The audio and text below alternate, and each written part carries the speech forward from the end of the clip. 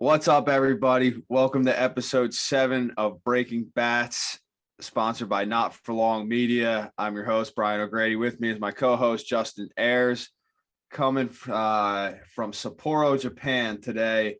It is Wednesday, the 30th for me. So that means it's the 29th still for Justin. J.A., what you got going on over there, dude? So today's interesting because today was the day I set aside where I was like, you know what? I paid for Pacific League TV. I'm going to go ahead. I'm going to get up at 5:30 and check out the Cebu Lions fighting against the Nippon-Ham Fighters. So I got up at 5:30 my time, which probably normal people usually get up around then anyway. But I don't. I usually get up around 8. So it was quite the adjustment, and I got to watch all of Brian's game this morning. And you had a pretty good game in the field. You had that cool running catch. I told Brian the night before that I really wanted you to pull a Babe Ruth and hit a home run and dedicate it to me as if I was a sick child. We didn't get a home run today, but that's not to say that there won't be one in the future. So I just want you to know that I was supporting you from across the globe. Yeah, you're never allowed to watch again. So I already told you that. It's right after the game. It's been going well for me. I know we're going to get to all this, but yeah, that was the first game I didn't have a hit, and that was the first game you got up to watch. So obviously that was the reason why I didn't get a hit. Yep. So, I wasn't going to have a 143 game hit streak, so it's okay. But the Cebu Lions are rolling right now, and like I said, I know we're going to get to this more. And there's what a fucking night it was. It was a spectacle. But yeah, man, it's been fun. We're gonna get to all this, so yeah. We'll save it. Let's save it for after we talk some MLB. The idea today was so much is going on in the MLB with free agency and trades and just our little preview. We thought it'd be a good idea to dedicate a full episode talking about that, as well as more of an update. We've played 4 games now here in Japan, so talk about what's been going on here, how I've been doing, how my team's been doing, and some of the things that I've seen so far. So instead of having an interview guest this week, we're just gonna kind of talk, me and Justin, about all these things, and I'm pretty excited about it. I think we have some good opinions. My unbiased opinion on my own opinion is that's very good. So it should be an interesting one.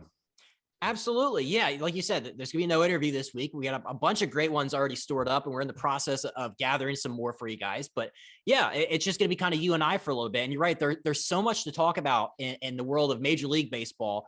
And it's cool now that you kind of have this position where you're not in the MLB, so you can speak. I don't want to say you can say like whatever the hell you want, but like, you have a little bit more of you can share your opinion a little bit more freely now, which is cool because you were just there like 6 months ago or whatever. So yeah, I think you come at it from an interesting perspective. I think I come at it from the fan perspective. So yeah, let's you want to jump right in and start talking about some of the big ones. I'm going reverse chronological. Yeah, the most recent first. So this is the one. This is going to tug at your heartstrings a little bit. This is Albert Pujols returning to the St. Louis Cardinals on a 1-year, $2.5 million deal. And this is great. This is a storybook ending to a storybook career. He's 42 years old now, I think, because I think he had that thing where we don't know exactly how old he is. But he's going to be the DH for the Cardinals. This is, again, why we needed the universal DH, so we can have these kind of homecoming stories like Albert Pujols. He's going to DH against lefties. He's going to be a pinch hitter, reunites with Yadier Molina and Adam Wainwright, all these guys he had spent like a decade with. So when you saw Pujols coming back, did you feel that kind of nostalgia? Did that kind of overwhelm you? Yeah, man. When I was growing up, he was one of my favorites. I mean, he was unbelievable. That run he had with the Cardinals, I mean, just a phenomenal hitter all those years. And some of those teams were really, really good teams.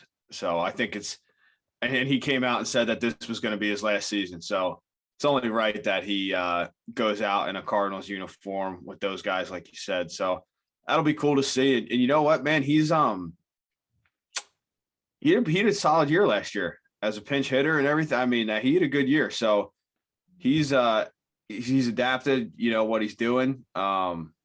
So it'll be interesting to see how it plays out for that team too, because they're just always solid. Like they're always just right there in the mix somehow. So another veteran presence added to that team, and obviously just a pro and been doing it for so long. But it's really cool to see him go back there and finish that, because it's just once he left the Angels, which was always still weird to me too. But like seeing him in a Dodgers uniform just looked really weird. But it'll definitely look right when he goes back into the Cardinal red. You brought up an interesting point. He kind of had that same kind of job that you did in San Diego last year. Like he was like that part-time guy. Once he got to the Dodgers, I mean, obviously when he was in LA at the start of 21, his numbers stunk and they cut him. And then he goes to LA and he carves out this pretty good little niche, playing first base here, little pinch hitting there. Like, you could speak from experience from that, but like, that's not an easy job that he did down the stretch in LA. And he was still able to put up pretty good numbers. I think he was above league average when he was in LA, but yeah. Do you have like an even greater respect for him now, knowing that like he did the job that you did and he did it so well? Yeah, definitely. That job's hard as shit. There's no doubt about it. But he is very well equipped to do that. You know what I mean? Like that's if you're looking for the ideal guy in that type of role, like pinch hitting, spot starting, just getting one at bat a day, it's a guy who's been around for years and like has started for a couple years, has done that, has gotten to know the league, gotten to know some of the pitchers, just been around. Like that's going to give you the best chance to do that job without a doubt. It's still hard. It's still not, you're still jumping in there facing tough pitching just like that, but that definitely gives you an advantage. So I'm not surprised he's figured out a way to be pretty good at it. Obviously he's fucking Albert Pujols still. But he's an animal, man. I mean, he's one of the best hitters ever, so he's still doing it. 42 last year. I think I don't know. Something seems like he's going to have a nice year back in a Cardinals uniform and go out that way. Absolutely. Yeah, it's familiar. Like I said, he gets to go back and play with Adam Wainwright and Yadier Molina, the guys that, they've been to the mountaintop together. But yeah, you're right. You're right. It is. Do you think that teams, when they look at that role, like the part-time, like pinch hitting late game guy, do you think that they should look more towards the guys like Albert Pujols, like you said, that have 20 years of not necessarily 20 years of service time, but have been around the block a little bit, and should look more towards those kind of guys as opposed to like a young guy that's the only spot we have for him, so let's just throw him in against the closer? Do you think more teams should kind of follow that route? I think teams try to. Excuse me. I think they try to. It just doesn't always work out that way, But now having the DH changes things, because before in the NL it was tough to just have a guy who could beat that role, because you can run out of players depending on how the games go. So in a perfect world, yes, I think teams definitely are looking for a veteran type for that role. And now I think it'll be easier to have that. And that's one thing in general I'm interested to see this year in MLB is like, you're not going to see as many players play. You have the DH, you maybe you pinch hit for the DH depending on if it's a platoon guy or whatever they think, the righty lefty matchups. But like for the most part, you're going to see a lot of the same players, a lot of bench players can be hanging out, man. So that's going to be a whole nother interesting thing for the teams who have like a true lineup, like everyday lineup. And maybe there's like one guy who's like platoon or they switch, bench guys are going to be sitting there for a while. I didn't even think about that aspect, but you're absolutely right. It's gonna be like college basketball where you have at most a 6-man rotation. That's such a great point. Well, that actually kind of segues well into the next kind of big offseason move that happened. We talk about position versatility. We talk about all these things. Trevor Story, longtime Colorado Rockies shortstop, signed a 6-year, $140 million contract with a 7th-year option with the Boston Red Sox, who already before Trevor Story probably had one of the most loaded infields in the game. They add Trevor Story, and you're like, okay, is he going to play shortstop? No, that's still Xander Bogaerts. They're going to shift him over to second base. It's a position that he hasn't played since Double-A. Story hasn't played second base since 2015 Double-A or something. But yeah, I mean, he's had an incredible career in Colorado, 2-time All-Star, 2-time Silver Slugger. But for a guy like Trevor Story, who's not, he's not a rookie by any means. He's got a lot of time in the show to, at this point in his career, say, you know what, sure, I'll play a position I haven't played to get on a good team and get in a good situation. Like, what do you think that says about Trevor Story at this point in his career? I mean, obviously he wants to win. That was definitely something that factored into where he was going. As it should, in my opinion. But he was on some tough teams. I mean, he was on some decent teams there in Colorado too. But recently he's been on some tough teams. And Xander Bogaerts is possibly the most underrated player in the major leagues. That guy is a fucking stud, like absolute stud. And he's been there a long time too. So it doesn't surprise me that he's staying at short and Story's moving to second. I believe Bogaerts is in the final year of his deal. Yes. Could be wrong. So I don't see Bogaerts leaving Boston, but now if he does, you have your replacement right away there, and Trevor Story's just going to slide over to shortstop. But yeah, man, I mean, that's a serious double play combo. That might be the best. I know people were talking about Seager and Simeon being the best down there now in Texas, but Bogaerts and Story that's a heck of a duo right there. Oh, without a doubt. Yeah. It's embarrassing how good the Red Sox, like, and their infield depth is. And there's a couple things that when you talk about Story in this move, but when we talk about the infield depth and the versatility that the Red Sox have, if they didn't go out and sign Trevor Story, they already had Christian Arroyo, who is good enough to be a starter. He's now going to be a utility guy. And they also have, like, their number 2 overall prospects, this guy named Tristan Casas. I don't know if you've heard of him. He's a big first base, but like, he's so good defensively and so good with his bat that, like, he could probably make a platoon. And it's just like, do you think that the Red Sox now have the best infield in baseball when you talk about Bobby Dahlbeck, Story, Bogaerts, Devers, and then the guys I just mentioned? Do you think that's the best in the game? The only other team that comes to my mind, right off the top of my head, would be the Dodgers right now.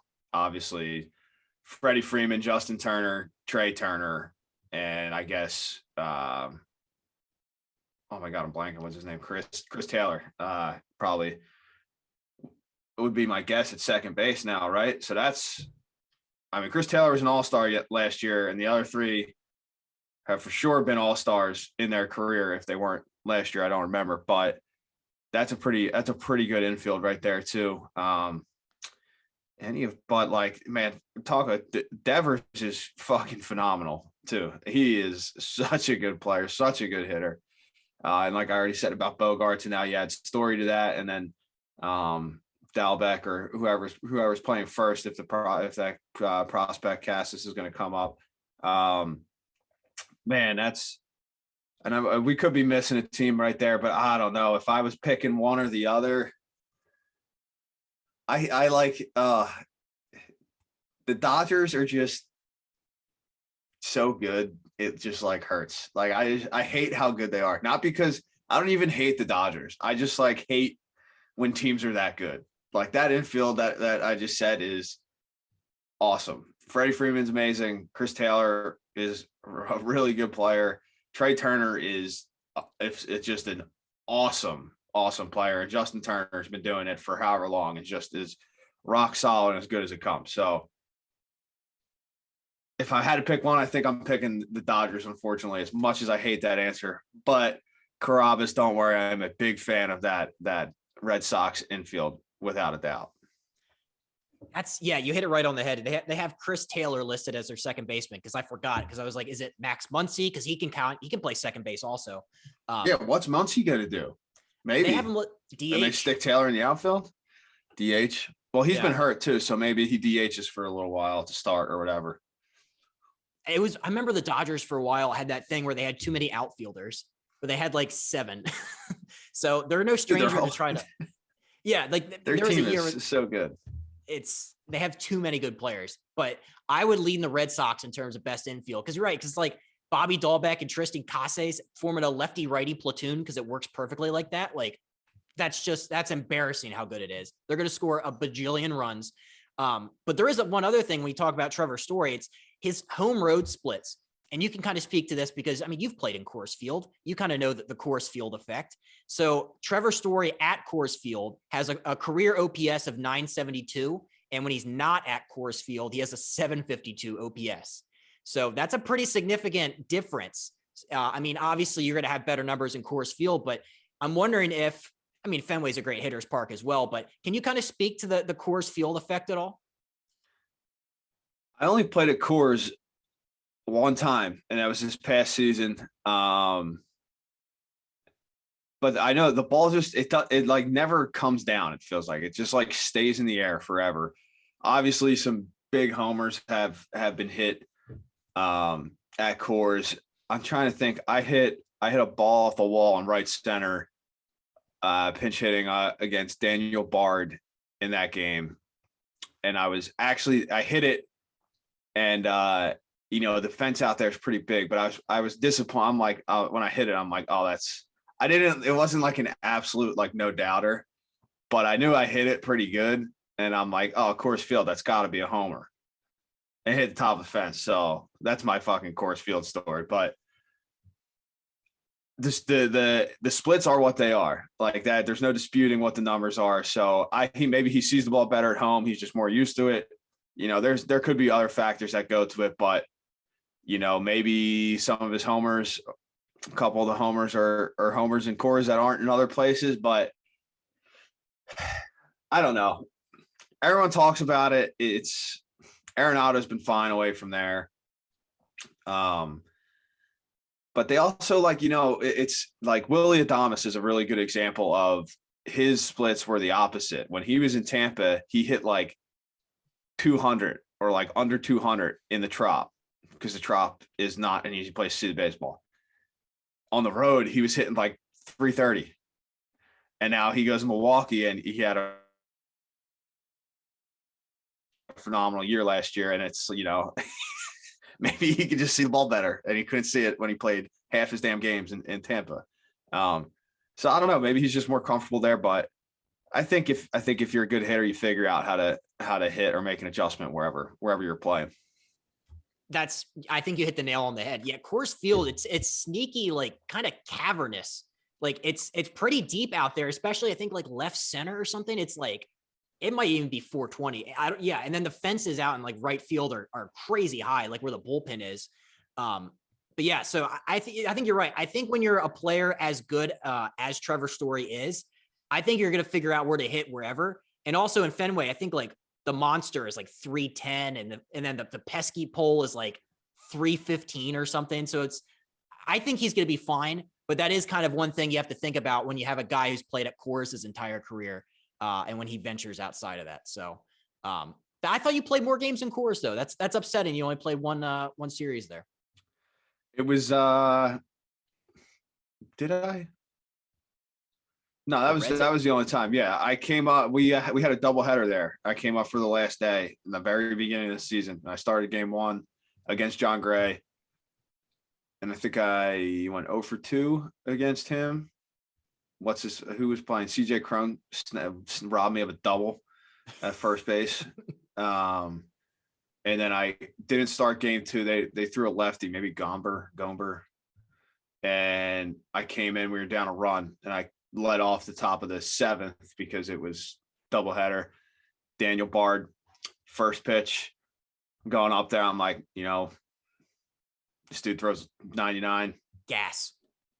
I'm just going to be ready, going for it, throwing my fucking hat in the ring. And I'm going to, cheat a little bit here for a fastball. And he throws me something else. Fuck it. And it was 99 mile an hour fastball right down the middle, and couldn't get it out. Hit it off top of the fence, but was a double, and we ended up tying the game. I scored to tie the game, so that was cool. But then we lost. They hit a walk-off like sac fly or something. So I tried. That's pretty good recall on your part. I mean, the best part was we played them in San Diego. Like, I don't remember how much later, but I'm like in the outfield during BP, you know, catching fly balls, and I guess Bard was in like the bullpen or something doing whatever he was doing, and you know, he had a really good, you know, he's like, was he comeback player of the year, or was that the year before? I can look it up. Hey, whatever. He's like walking from the bullpen behind me. And, you know, I'm not even like paying attention. And he's just like, "What's up, man?" And I'm like, "Yeah, what's going on, dude? How you doing?" And he's like, "So you just fucking roll off the bench and hit 99 like it's nothing all the time, or what?" And I'm like, "Yeah, dude, that's what I do. Yep, I'm really good at that." It was funny. Like, no, not at all. Bard was the 2020 NL Comeback Player of the Year. So I forgot about that. He's good, man. He's got good stuff. Yeah, especially pitching in Colorado. Yeah, the Rocky pitcher horror show or something. Yeah, that's what Dan Plesac on MLB Network calls it. But that's fantastic. I have another big one. So there's a lot of free agent shortstops on the market this offseason, and perhaps the biggest of them all, Carlos Correa signed a 3-year, $105.3 million contract with the Minnesota Twins. And my favorite part is that there's an opt-out after each of the first 2 years. So it could be a 1-year deal. It could be a 2-year deal. You know, it's whatever Carlos is kind of feeling that day. So when you saw Minnesota Twins, Carlos Correa come across the wire, what was your initial reaction? What the fuck is going on? Like, what? It's just, I mean, I know I get why he did it. That they offered him the most money for the year, and they gave him opt-outs right after. So if he has a solid year, he's going to opt out. The only way he's going to stay and take that money is if he stinks. Like, he put himself in a perfect position. Fucking Boris does it again. Like, if he does well and they stink, then he's gone. See you later. He's taking his money and he's going to go find somewhere else, and someone's going to pay him probably, I mean, close to it, if not more. So, and he'll probably go to a better team. Like, it's a win-win for him. But then, yeah, if he hits 200, he'll be like, "Well, I'll stay and take my another 40 million or whatever the hell it is for another year." Like, it's, I don't know. I said this when we talked about it before. Like, the Twins are just I don't know. They're just, I don't know what they are. Like, now they have Correa, they have Gio Urshela, Gary Sanchez. It's just like a weird team. I don't know, but my former manager Jace Tingler's there now as bench coach, so good for him. He's got some solid players. I don't know. I'm interested to see what kind of team they are. I completely forgot we talked about that last week, but yeah, you're right. Once the dust is kind of settled on this whole thing, you're right. It is going to turn into a whole game of every offseason. It's kind of like what LeBron did in Cleveland for this last couple of years. He's like, is he going to leave? Is he content enough to stay? That's a rough position to be in.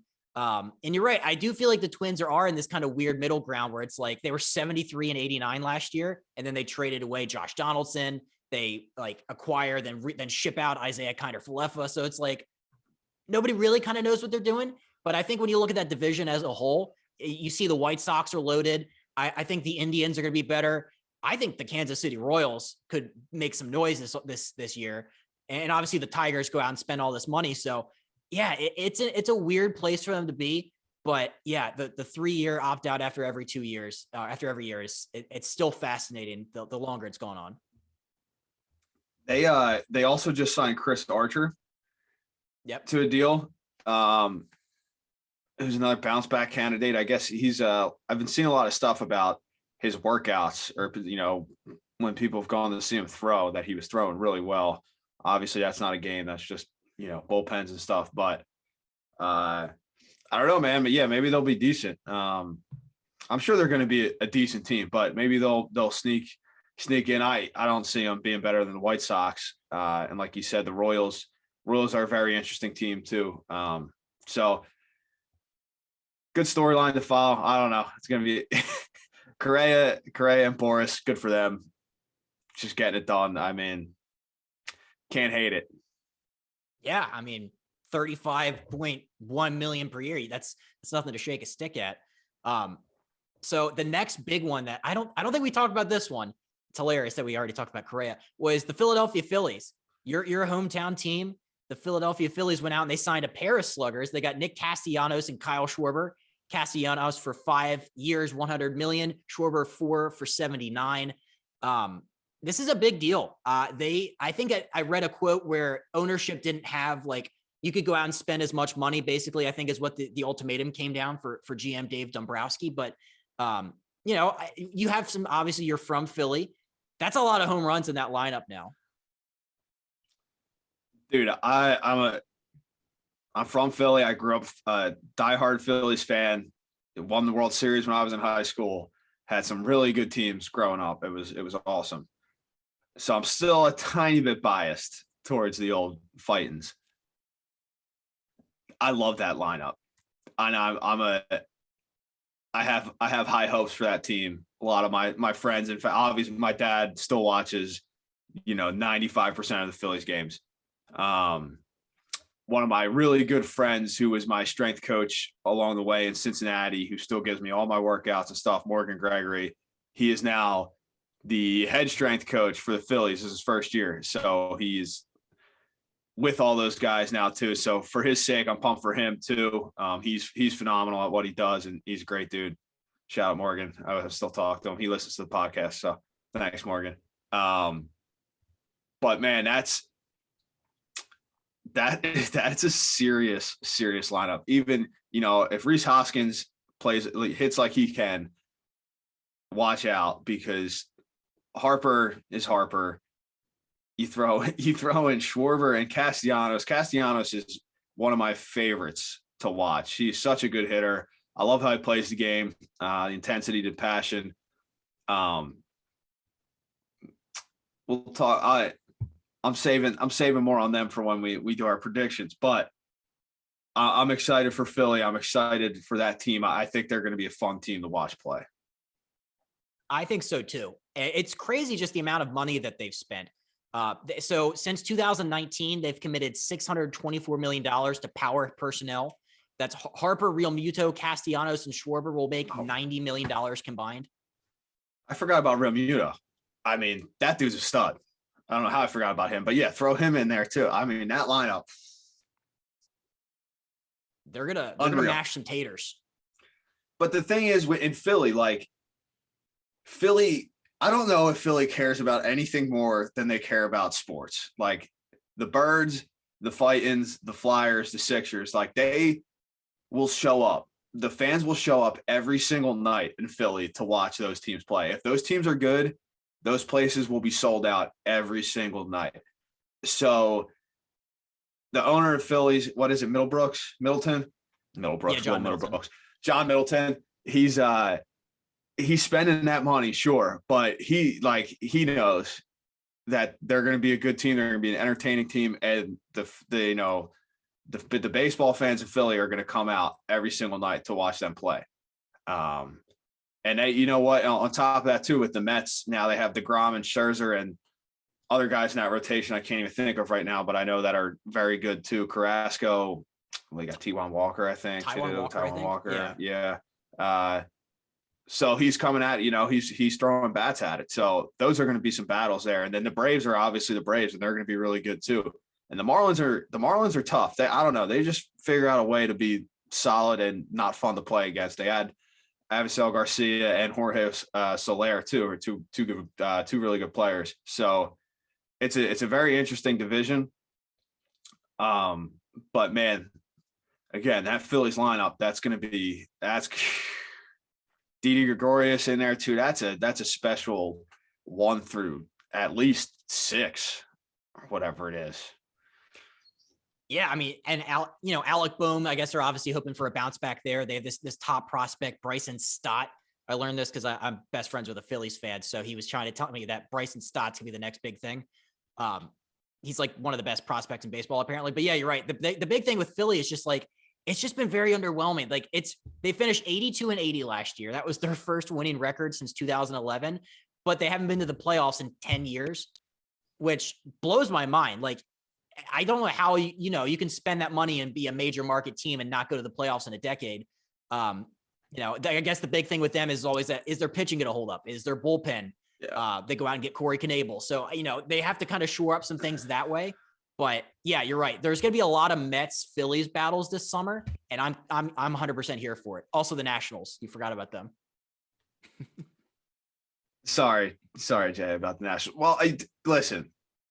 Nationals. Nelson Cruz signed there. Juan Soto is best hitter in baseball. One of the best hitters ever. I'm a huge Juan Soto guy. So who knows? I don't know. I can't name. I don't think I can name any of their pitchers now, but you never know. But in that division, I don't think I'm going to take the Nationals. Sorry, but yeah, there's going to be some battles. I don't even know. I'm trying to think of the rest of the Phillies rotation.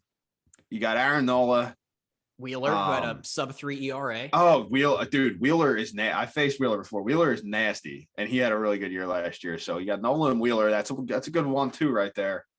Not Kyle totally Gibson. sure about after that. Kyle Gibson's in there. He's pretty good. From Texas. Ranger Suarez, who had like a sub-2 ERA. Young guy. He's pretty good. Did he really? Yeah. That's pretty good. I think they converted it. So I guess it'll depend on how the back end and Zach Eflin looks like he might be the last one. So yeah, but Wheeler and Nola is a legit 1-2. That Gibson's solid. So I guess it's just going to depend on how that 3, 4, 5 starters hold up there, and then like you said, the bullpen their bullpen struggles have been well documented. So they're going to hit the ball. That's all I can tell you. Yeah, my Phillies fan friend said that there's gonna be a lot of 10-8 games he's predicting because Nola didn't have a great year last year, so he's got to bounce back. So he's already mentally preparing himself for the day that they have to outslug their way to win or come back like late in the game. So I love it. NL East, the NL Beast is back. When there's one other big one. Did we talk about Freddie Freeman already? We might have. Maybe a little bit. I don't know. We could talk a little bit more about Freddie Freeman. Yeah. So he left the Atlanta Braves. He goes and signs this big deal with the LA Dodgers, 6 years, $162 million, 12 seasons in Atlanta, faced the franchise, like the cornerstone. They paid him all that money. He was like there when they sucked. He was there when they won it all. It's just crazy to think that like a lot of times in baseball now, you don't have any Derek Jeter or Cal Ripkins where they stay 20 years with the same team. And I kind of like that. I don't think there's enough of those guys in baseball. We need more. But yeah, you obviously aren't a big fan of Freddie going and packing it up and leaving for his hometown in Southern California. He's an Orange County guy. But yeah, once the dust has settled on Freddie Freeman and you thought about it a little bit longer, what do you think? I still hate it. I don't care. It's I know why he did it. I don't think he's from there. I think he lives there now. So that's obviously attractive. There's no doubt about it. If somewhere is your home, that's definitely gonna help you, make the move there. In his eyes, playing for that team is probably attractive because they are so good. That's why I hate them. When you look at them on paper, they're just unbelievable. Good for them. I'm just a bitter baseball fan because they're like a super team. It's nothing to do with the Dodgers. They're just unbelievable. I don't understand from the Braves perspective what happened. They trade for Olsen and they sign him to that big contract. And now Olsen's a little bit younger, and I think his numbers were actually a slightly better last year. So from that perspective, it's a business, and they're making him. Obviously, they see more value in Olsen in that way. But if there was, it just seems like that it would have been Freddie if he would have took 5 years instead of 6 years. Yep. And the money was the average annual value was like the same. So it's just a little kind of fishy to me. It's almost like the Braves wanted to move on. Like they weren't going to budge on that extra year, and they I don't know. They think maybe it's time for maybe the declines comment. It's just a strange situation. I don't know. I feel like Atlanta didn't treat Freddie the right way, I guess. Yeah. I guess that's really how I feel. Yeah, I went and looked and saw what the Braves offered. They offered him 5 years, like you said, for 140. So I think that's like 23.3 million average annual value. Whereas he goes to the LA Dodgers for 162, which is 27. So it was, you're right. It is weird. If it all came down to 5 versus 6 years, you would think that like the tie would go to the runner, so to speak, and he would just go back to Atlanta because, he's freaking Freddie Freeman and he's been there forever. But I'm pretty sure he's from Orange County. Like, I think his parents are Canadian. I'm pretty sure he was like born and raised in SoCal.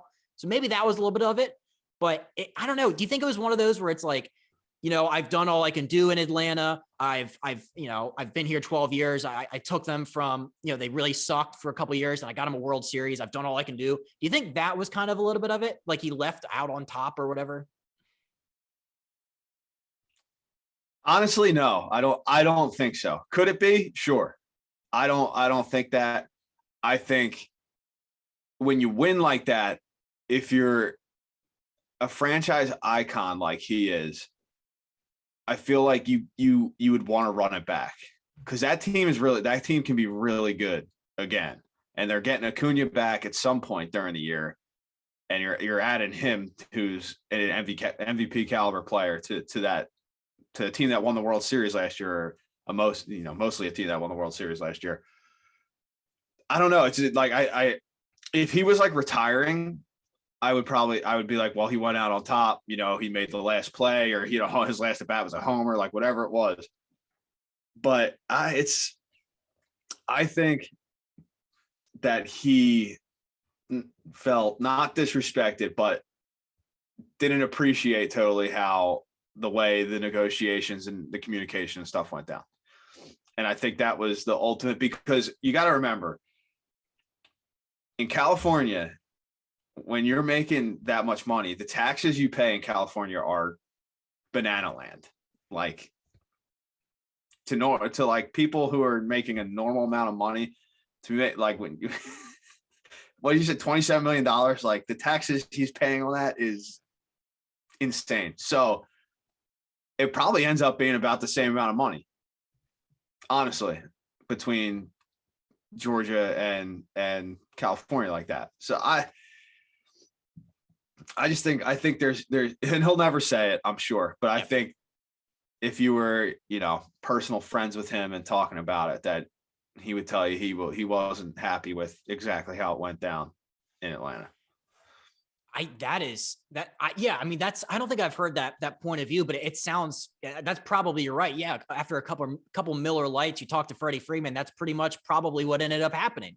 I do think, now that I think about it, I think that he did kind of feel a little bit disrespected in the way that the negotiations went down. Like, I think like after the World Series, everybody was expecting, because this is what I thought, okay, well, they won. They're going to quickly lock him up. They're going to put their full like weight and effort. Like, you're our guy, Freddie. And they just kind of sat there. And it's like, all right, then, the lockout's coming. So you have guys like Javi Baez who get their deals done quickly, and Seager and all those guys like, all right, I'm not waiting for that. Boom. Let's get this out of the way. And then he still was sitting there. So you know what? I think you hit the nail on the head there, Brian. Just as a player, putting myself in his shoes like that, I think that's how I would feel. So, and what better revenge than taking that money, one, and that extra year, like, hey, fucking Dodgers gave it to me. And two, going to be a super team with the Dodgers, and, in his mind, probably sitting there and winning another World Series this year and saying, yeah, well, Atlanta, you could have had this, but I just won a World Series with Los Angeles instead. The jealous ex-girlfriend situation. Yeah, I think that's absolutely what's going to happen. Wow. Yeah. I mean, you were right on it today. You said you just woke up, but you're sharp as a tack this morning. I got my, I don't know what kind of coffee it is, but locked and loaded. ready to go. I've been thinking about this for a while. Is that Java Joe Musgrove stuff, or is it on par? No, Java Joe Musgrove makes some serious coffee. I wish he was making me some coffee right now. There's not much better, especially spring training. Walking into the clubhouse like 6:45 in the morning, you could smell it. He's already got fired up at his second locker. I'm like, oh, give me that. I did see the tweet from one beat writer that's like his second locker / coffee brewing station was already set up. That's wild. Is that common for guys to have multiple lockers? It depends on who you are. Yeah, some guys get multiple lockers, but I think Joey Votto had about 7 lockers. But I don't know if like originally it was meant to be that way. I think he might have had an opening next to him, and he just, you gotta put the coffee somewhere. So it went right there, and he's shelling out coffee to anybody who wants some. So I mean, it's not like he's just using it for his own personal sake. He's doing it for the good of the squad. So what are you going to say about that? He's providing a valuable service. And yeah, you're right. It would be funny if like some like rookie who's like number 97 didn't get a chance to have that locker just because Java Joe has his entire coffee brewing set up there. That would just be very funny. Get like his like number 97's lockers in the men's room because Joe Musgrove has a coffee brewing station in it. That's hilarious. Joe is too nice of a guy to do that, but that would be phenomenal. Yeah, somebody's having to get dressed in a stall. All right, so that was kind of all the big free agents that I had. I wanted to kind of segue us into a little bit of prediction. So I want you to put your prediction hat on. I'm not going to get like super granular. Like I'm not going to have you predict like the comeback player of the year, but some of the big ones. We'll start with breakout teams. And you might have already hinted at this earlier. For 2022, do you have a breakout team? Maybe that one that didn't make the playoffs for the first time and hasn't made the playoffs in 2010. Is that kind of where you're leaning? So that was going to be my question to you. What are we defining as a breakout team? Is that a team that didn't make the playoffs last year? I would say mostly, yeah. I mean, obviously there's an expanded playoff spot this year, so a lot more teams are going to make it. But yeah, one of the ones that like the San Francisco Giants, like where nobody thought that they were going to go out and win 100 whatever games like they did. One of those kind of stories. I don't know if anybody's going to be just like the Giants because that was unreal. And they were so good start to finish. Like that is a lot of wins, especially in that division. But I have 3 teams that I'm very interested and that I think are gonna do well. And those are the Padres, the Phillies, and then my AL squad, the Mariners. If you're making me pick one out of those 3, I'm going to go with the Phillies because that lineup, I just love that lineup. That lineup is so good. Harper, Schwarber, Castellanos, Hoskins, Real Muto. I mean, that is a lot of big bats right there. Like we talked about, see how their pitching holds up. And obviously that's a tough division. You got to face the Braves and you got to face the Mets and their top of the rotation there. So they definitely have some work to do. But the potential of that lineup is gigantic. And then you talk about the Padres. They get Clev back, Mike Clevenger back. They had pitching coach that everybody raves about from Cleveland, Niebla.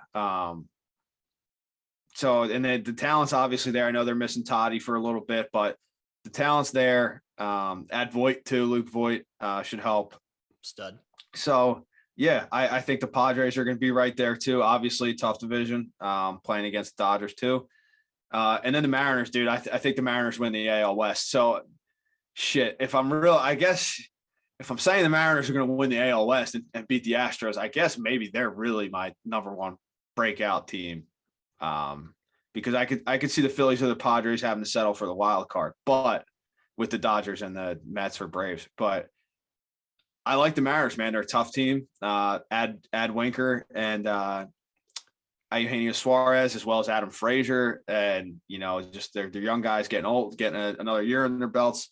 They got that prospect, the outfield kid, Julio Rodriguez coming too. Kelenic, I think, yeah, Kelenic struggled last year, but obviously a very talented kid. I think Wink Daddy's going to bring some more swag and some more confidence to that team, and he's a really good hitter. And shout out Carabas again and their America's team. So I think they're going to be a lot of fun to watch too. That's a great one. Who do you got? They were right there. So I have one that's like my slam dunk, can't miss. Probably not, but I like the Kansas City Royals. I'm drinking that blue Kool-Aid. They have a fantastic young core. They go out and they add Zach Greinke to that rotation that already has some pretty solid guys in there to begin with. Super mega prospect Bobby Witt Jr., your everyday third baseman. He comes off hitting 33 bombs and 290 in the minors last year. Like he famously obviously was the one that was drafted right after Adley Rutschman, but I like what the Kansas City Royals are bringing. I think even though they play in that tough division with the White Sox, I think there's room in the Tigers obviously now, but I like the Kansas, and freaking Salvador Perez can hit 50 home runs now, which I didn't know that was even an option. So I'm buying the Kansas City Royals. I'm going to give you a sleeper, even though they're not a sleeper. They're like one of the biggest teams out there. I think the Chicago Cubs could be a lot better than people think. I think that they're, Schwindy City, Frank Schwindel, future guest of the podcast. I think guys like him, I think that you go out and add a Marcus Stroman. I think the Cubs in a softer NL Central, I think they can make some noise. So I have 1 and 1A kind of for my two. Yeah, that's I like the Royals. I think you're right. I think Bobby Witt's going to be a really good player. Also added my guy Amir Garrett to that bullpen. I think he'll have a nice bounce back this year. The White Sox in that division are definitely going to be tough. And then you're right about the NL Central, man. That's the Cubs. That's gonna, hopefully Frankie, friend of the pod, hopefully he hits like he did last year, 300 and hits 50 homers. I would love that for him. Great dude. They just paid the Japanese guy, Seiya Suzuki, a lot of money. So they're going to be counting on him. Let's see how quick he can adjust to the difference over there. But yeah, I mean, I guess the Cardinals are that team in the division, I guess, off the top of my head. The Brew Crew, but, yeah. Oh, yeah, the Brewer, man. But like, there's some good. There's no like Yankees in their division. That's the thing. No. Like the winner of the NL Central always is going to finish like 89 or 88 wins. Like you're never going to have a 110 win team in the NL Central for some reason. That's why I think the Cubs could sneak in there with this expanded playoffs. Yeah, I'm not going to tell you you're wrong. You're never wrong. I just want to watch a lot more Cubs games now. They're like, especially day games. I used to, cause I had like DirecTV growing up. So I had like WGN randomly as a channel. So I used to rush home and watch the Cubs play at like 3:00 every day. So I love that. Low key love the Cubs. That's awesome. That's our breakout teams for this year. MVP. I have an AL and an NL pick. Did you kind of put a little, like, who are you thinking when you think NL and AL MVP for this year? I don't love my answers to these questions.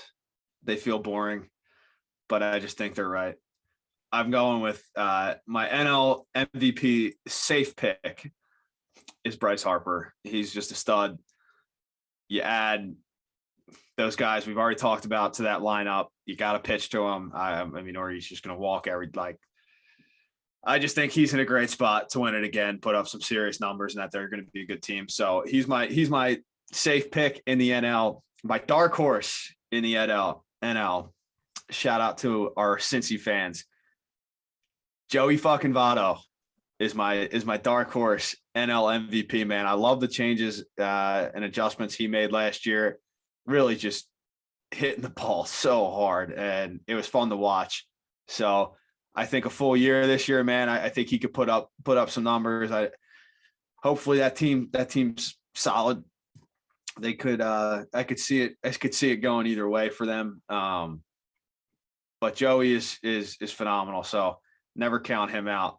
So there's my NL guys, and then my AL guys. Mike Trout is my safe pick, I guess. Maybe it's not safe, but just a tough year for him last year, physically with all that, the calf and everything. But hopefully he's healthy this year, and if he's healthy, obviously he's Mike Trout. So rolling with him, and then my dark horse already talked about him. Another Cincy connection there. Jesse Winker, man, had a great year last year.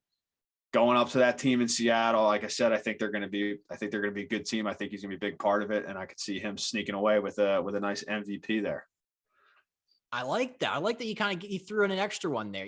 People forget Mike Trout, still the best player in baseball when healthy. So yeah, he's pretty good.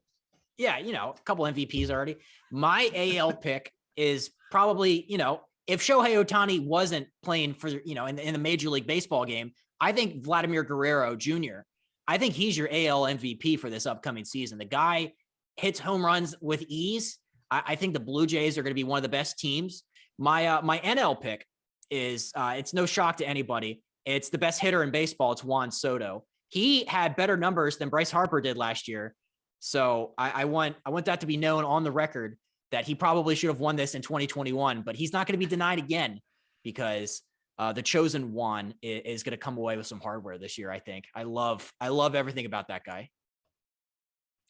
Yeah. I mean, I can't argue with either of those picks. Those guys are both awesome. I'm sure they're going to have good years. The thing I do wonder, is the appreciation of Ohtani going to wear off because we just get used to seeing what it's so impressive. I don't think from a player's perspective, it will ever wear off because to do what he does is insane. But from a fan's perspective, do people just get so used to him being that good at both that we're just kind of he hit 280 with 30 and fucking won 15 games pitching, but whatever. That's insane. He probably should just win MVP anyway, but they're just gonna be you know what? Let's give it to somebody else. That's a great point. That might end up being what it is because we're going to come to expect these kind of gigantic video game numbers out of him. So anytime they dip below video game level, we're gonna be like, oh, well, it was good, but it wasn't his best. So yeah, I could have said Shohei because I think every prognosticator in America is just penciling him in for another MVP. But yeah, let's see what old Vladdy Jr. can do up there north of the border. Cy Young Award. It's interesting. There's a lot of ways you could go with this, a lot of chalky answers for this, but who do you kind of have AL, NL for Cy Young? Yeah, I'm not down with the chalky answers. When I was first thinking, the two obvious picks to me in the NL, at least, were the Mets guys, the two-headed monster of DeGrom and Scherzer, because they are phenomenal and now they're together. So, but I'm not going to do that.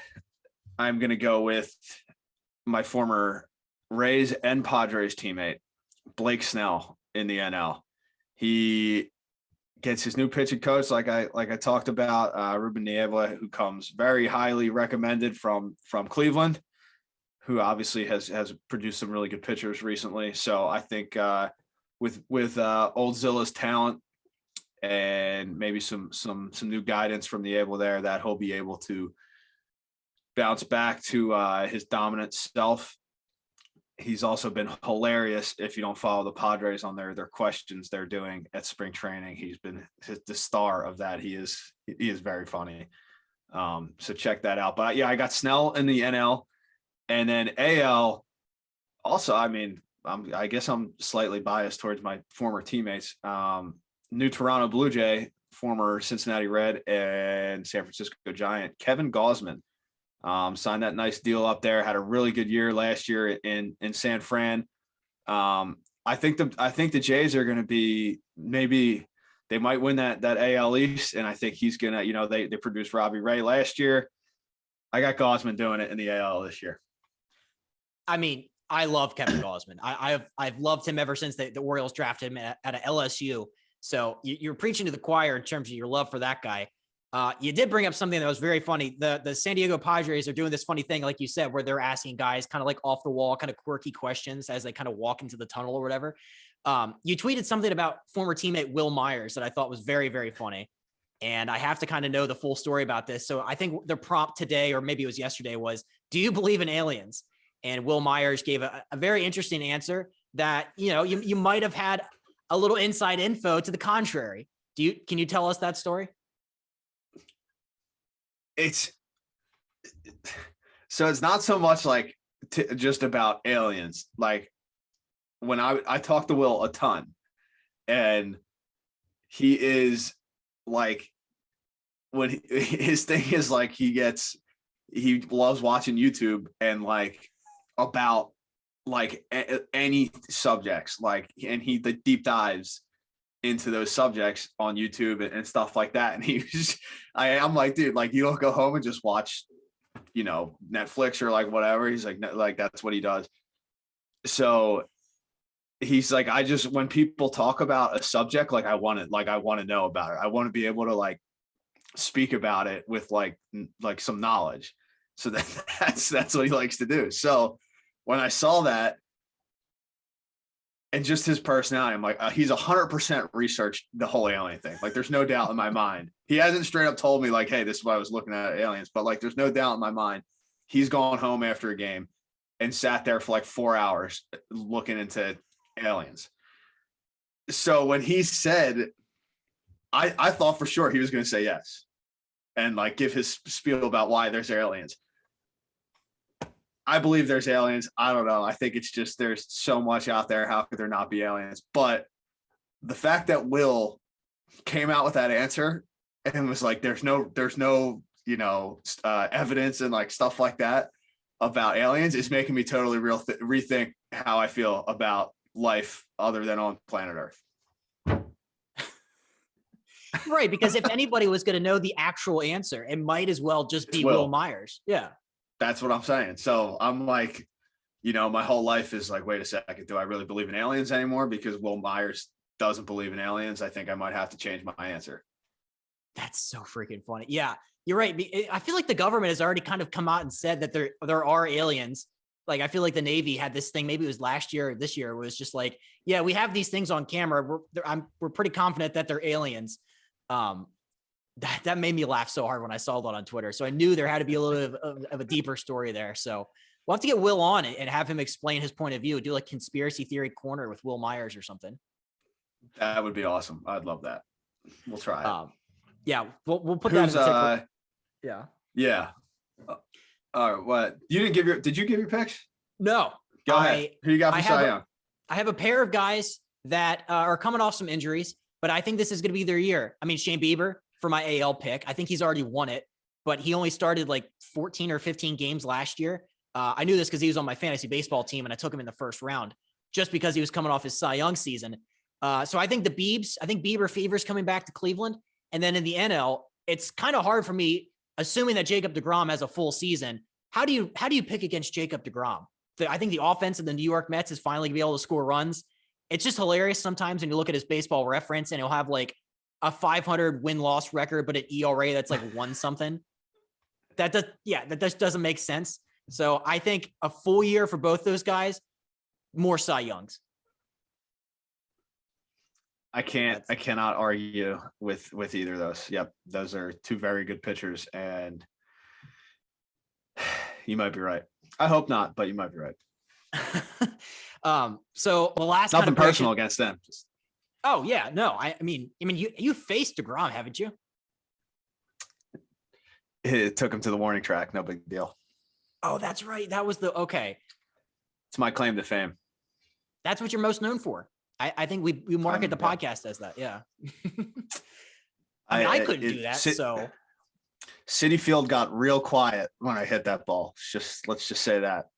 And then they got real loud when Billy McKinney stopped on the warning track and stood there and caught it. But they got real quiet for about 2 seconds. For that brief moment, you owned the entire like Flushing, Queens. I think you were the king of Flushing, Queens.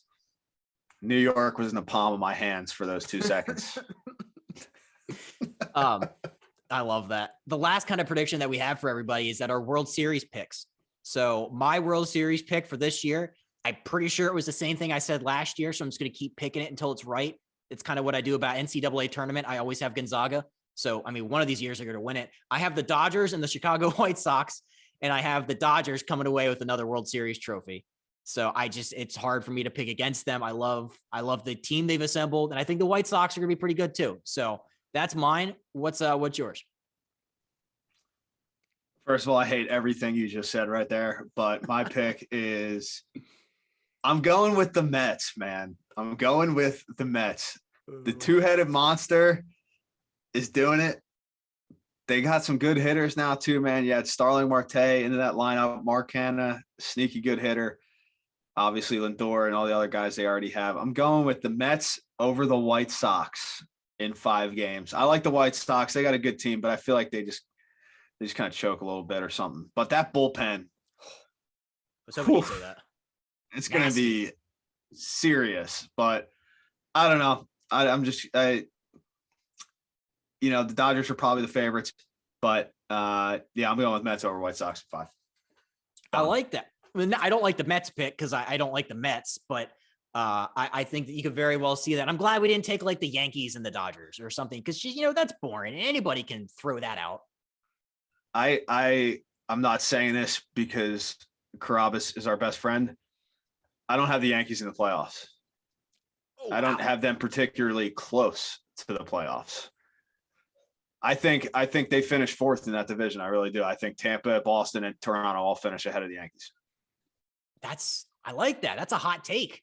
I think they are going to be in the playoffs just because there's more teams and they're the Yankees. So, if at the trade deadline, they can go out and get like whoever is the best available guy that's expendable. So I think from that standpoint, if we get to July and they are in 4th place, like you think, they can just go out and grab whoever they want because they're the freaking New York Yankees. So, but I love to think of them not in the playoffs. So mentally, I'm with you. I want you to know I support you in your endeavor. I love that. It. Yeah, that's what podcast hosts do. We lift each other up. What we're here for. Yes. So the last thing we wanted to do for you guys was a little Japan talk. We kind of teased this at the beginning. I have 6 bags under my eyes because I woke up too early to watch Brian today. That's neither here nor there. So let's talk about it. You played 4 games. I think I have your correct stat line so far. Do you know I think you're 5 for 14, including today. Cause was today 0 for 3 and not 0 for 4? Cause you had a walk. Yeah, it was 0 for I walked. Yeah. 0 for 3 okay. walk. So I think you're 5 for 14 on the year, but you have 2 doubles, an RBI, you're hitting 357. Your first hit on opening day though, let's kind of start with that. Cause that had to be a big moment for you. Yeah, it definitely felt good. That's Yamamoto is like the guy over here. I guess he's supposed to be the next one who's going to get a nice little contract in the United States. That's what I'm hearing. He had some good stuff, man. He definitely, in my opinion, can definitely pitch in the big leagues. Pretty good fastball, 95, 96 the whole time. And just 5 other pitches like the rest of the guys here. It's unbelievable. Yeah, my first at bat, he got me on a high fastball, struck me out. He's got a good splitter too, so stupid. I'm like, yeah, get it up, fastball, out of the zone, strike 3, see ya. And then my second at bat, splitter, grounded out, and then my third at bat, yeah, was the single to right, and I was just kind of like, I was excited. I had to calm myself down a little bit and chill and. We say like care less. Obviously, that doesn't mean I don't care. Obviously, I care very much. But just, don't worry about it. Just be, clear your mind, whatever. See the ball, hit the ball. And it worked. Smoked a single to right. Got it out of the way. I was very happy about that. And then that kind of got me rolling. It doubled my next at bat. And it's been going pretty good since then. Last night, and we'll touch more on this. It's a good start to the year for sure. I feel pretty good. I don't feel phenomenal, but it's working. Last night, guy had a solid changeup, just got me kind of jumping at the ball. It's going to happen. Like I said, I was going to have a 143 game hit streak. That's not going to happen. So I did make a joke on Twitter. I think that the lost in translation maybe with some of the Japanese people happened on Twitter. I said, Big Boss distracted me, and that was clearly why I couldn't get a hit last night or hit a ball hard. I was just kidding. Guy made some good pitches. It's going to happen. And you watched the game and were bad luck, obviously. Yep. My fault. Hand up. Yep. But no, man, it's been a good start. I'm happy. We're 3-1 now. We lost that opening night, and we've won 3 in a row. So it's been a lot of fun. It's been a lot of fun, seriously. It looks like it. It looks like the team in general. It's just like you have this guy. Was it Hotaka Yamakawa? Did he have 2 home runs in that game I last watched? night. Yeah. Yep. Like I Dude, looked up he's his got juice. He's hit like 40 something in the past. Like he's like 40 homer power. He just seems like a monster of a human. So that's cool. You get to play with him. And I think your shortstops, like, is he like the defensive whiz? Is that what Adam Jones said? Yeah. Yeah, Genda is the old Gold Glover here. Very good shortstop. We got a good team, man. We really do. I think we're expected to hit, and we have some young pitchers. And so far, the pitchers have thrown awesome. I mean, 2 shutouts in 4 games already. And both of them by like young guys who are kind of, I don't know if it was their like first starts but they're, that's big time for us. So, man, if our pitching keeps holding up like this, I think we're going to be a really, really good team. And we still have our other foreign guys who are still getting ready in the minor league here. Our 3 foreign pitchers are building up down there. 2 of our starters are Dietrich Enns and Birch Smith, who I think both are going to throw really well. So that'll be big to get them to, both big leaguers, guys been around. So obviously that's going to help. And then Jansen Whitty's the other fielder.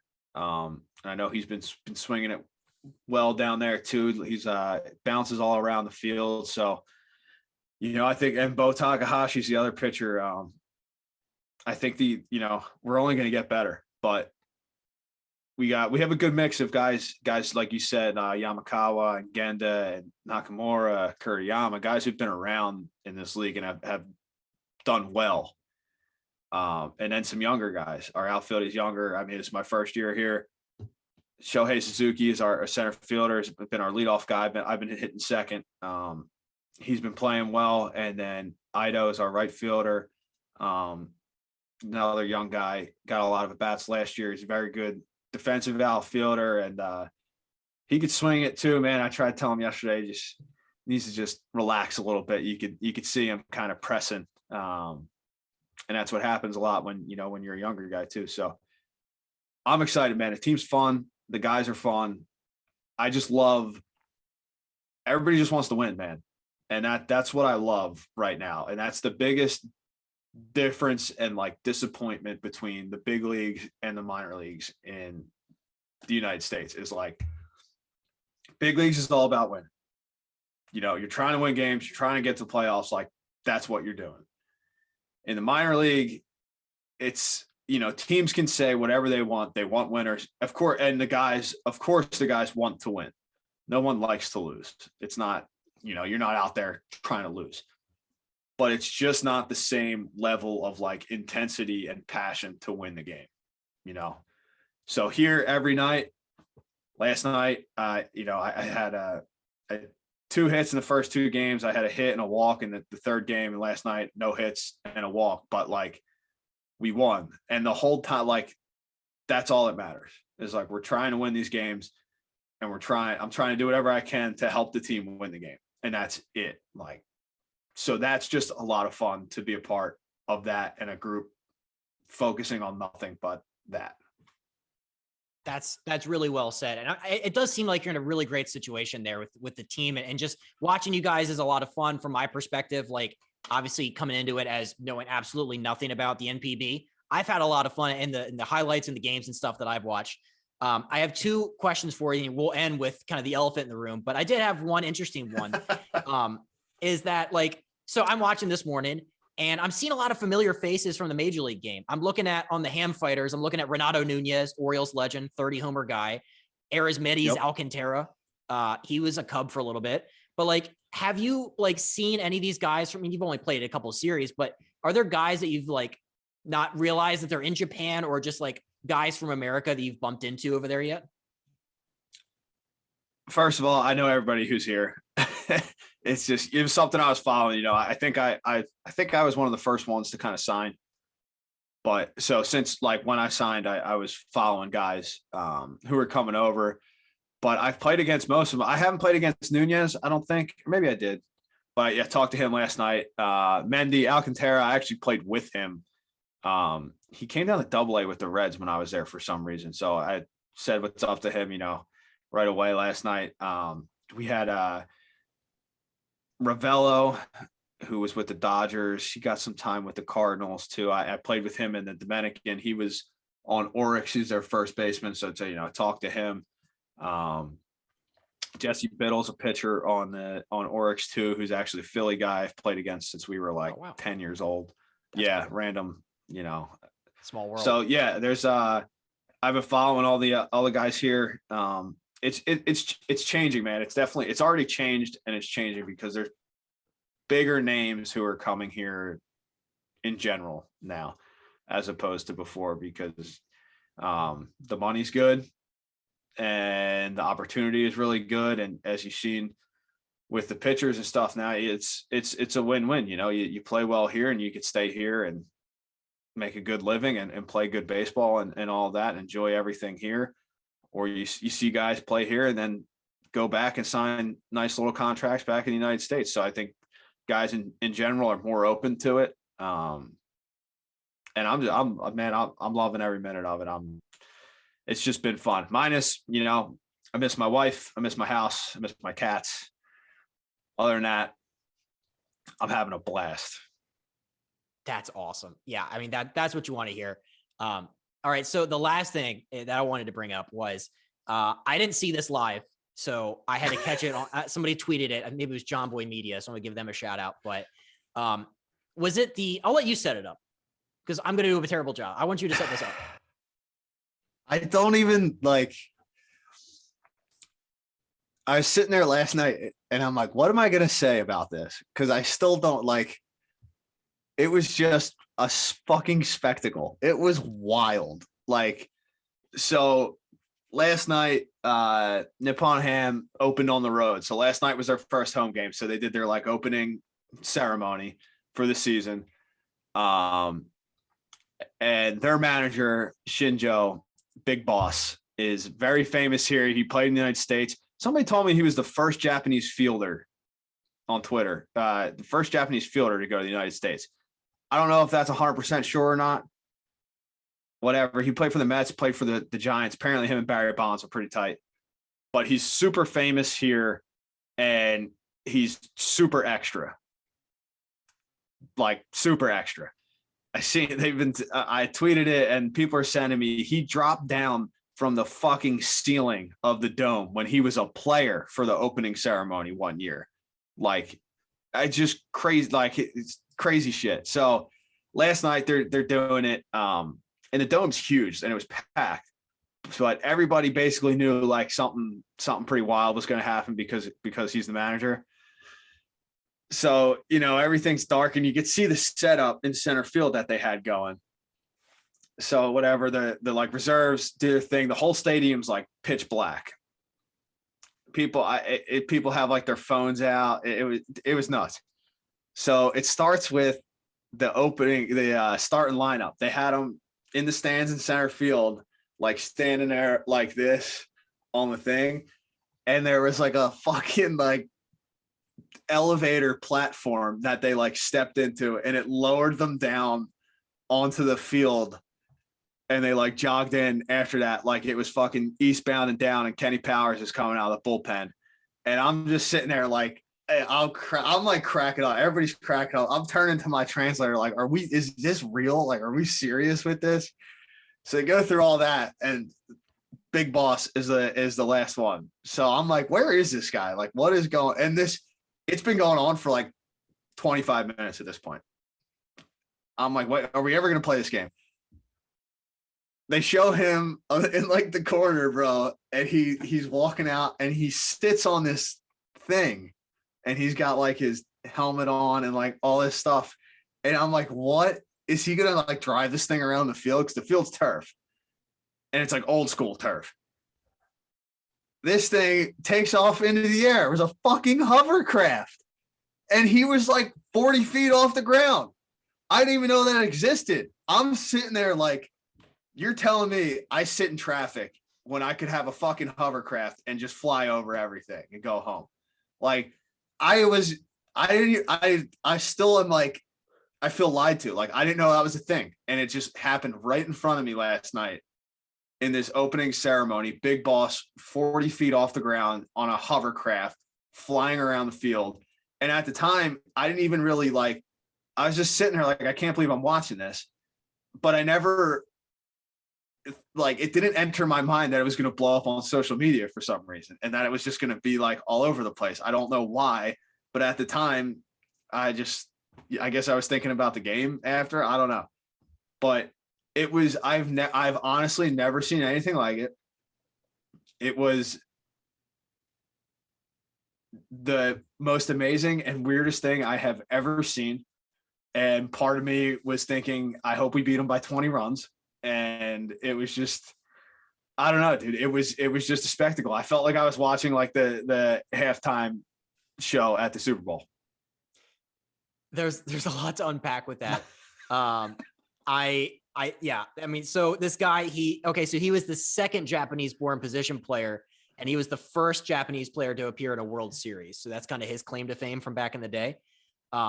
But you're right. When somebody said that he dropped down from the rafters, it did sound kind of like a Lady Gaga Super Bowl when she like skydived off of the thing in Houston or whatever. That's kind of what it reminded me of. But I mean, I don't know why teams in America don't already have this kind of thing before games. Like, we talk about baseball being boring and trying to get fans engaged. Like, I was enthralled. I mean, I couldn't take my eyes off of it. Like, it was the craziest, coolest. You're right. I didn't know hovercrafts had that. Like, I didn't know we had those.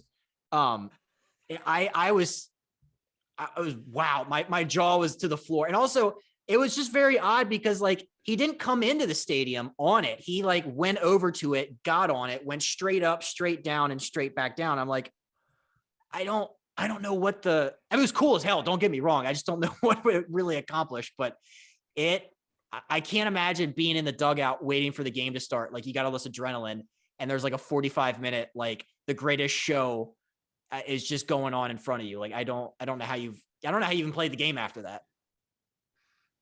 It was crazy. It really was. I mean, I'm watching a guy get on a hovercraft in a dome to start the season, and Will Myers is trying to tell me that there's not aliens out there. But, you know, we'll just man, it was cool. It was cool. I'm gonna say it was cool. At the time, I'm like, what is this? But now, like, looking back at it, it was cool. Yeah, it would definitely get people to watch in America. I don't know about the safety hazards. My manager came over and told me after they did the lineup cards that Big Boss told my manager Suji that he was scared when he was up there off the ground. So I guess maybe he was worried for his safety too. But man, it was what a way to open the season here in Sapporo. I know that the people really liked it. He did it for the people, and the people loved every second of it. I'm glad somebody tweeted it, because I would have never known or like known that was even taking place. So a very funny moment indeed. But this is cool. I think we should do, not every single week, obviously, a you and I full episode, but I think it's kind of fun every now and again to spout off some takes and do a little bit of a deep dive on some stuff. So I think this is cool. Yeah, no doubt. I think it was needed, with all the stuff in the MLB, and then just little updates here because, we want to make Japan and all the things I'm seeing here a part of this. So I had a lot of fun. We'll get back to, we'll do an interview next week, but yeah, we needed to do this for sure. And I had a great time, man. Thank you. Thanks for taking the time. Absolutely. Yeah. And yeah, let's get some of these big interviews rolling. We got a lot in the can already. And I have a feeling that we're going to get some bigger dudes on in the future. So excited for that. Yeah, man, just a ton of fun. No doubt. Thanks everybody for listening. And go Lions.